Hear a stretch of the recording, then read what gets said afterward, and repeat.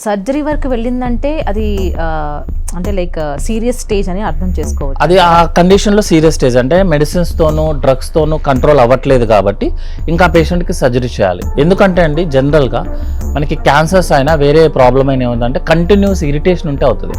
Like patient smoking చేస్తున్నాడండి, smoking is a continuous irritation to lungs, so lung cancer వస్తుంది, throat cancer వస్తుంది.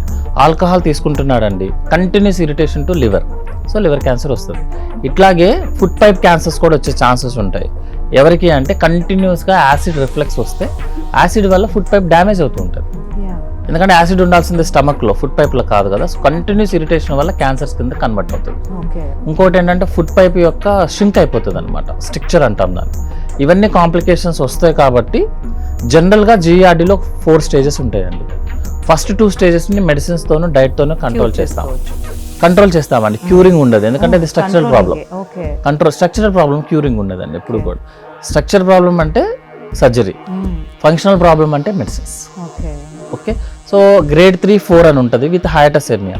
దానికి only option surgery అండి. ఊరికే మెడిసిన్స్ వాడుకొని సైడ్ ఎఫెక్ట్స్ తెచ్చుకొని ఒక 10 మంది ఎండోస్కోపీలు చేయించుకోవడం మేము చాలా మందిని చూస్తాము. మినిమం 5-6 ఎండోస్కోపీలు లేదే పేషెంట్ సర్జరీకి రాడు.